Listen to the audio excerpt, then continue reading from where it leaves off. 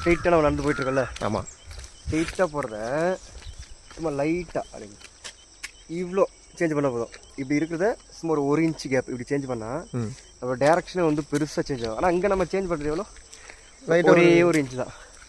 இப்படி இது ஒரு ஸ்ட்ரெயிட் லைன் ரோடு.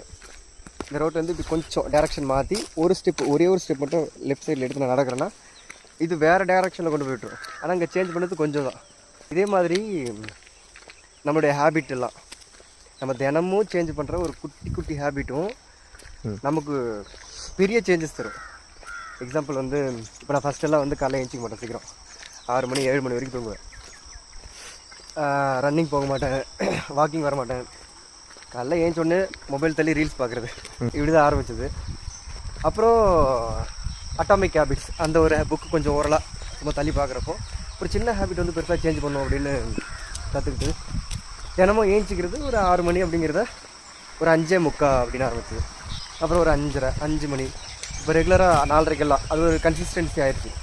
இப்போ வாக்கிங் வர்றது, ரன்னிங் போகிறது இடையிலெல்லாம் மிஸ் ஆகும், இருந்தாலும் ரெகுலராக போயிட்டுருக்கோம். இப்போ எப்படி இருக்குது அப்படின்னா ஃபஸ்ட்டு விட இப்போ வந்து நல்ல ஆக்டிவாக இருக்கும், உடம்பு நல்ல எனர்ஜெட்டிக்காக இருக்குது.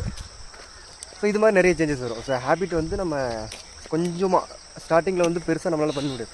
ரொம்ப ரொம்ப கம்மியாக சேஞ்ச் பண்ணால் அது ஒரு 3 மாதம் 4 மாதத்துக்கு அப்புறம் ரொம்ப பெரிய ஹேபிட்டாக சேஞ்ச் ஆகிடும்.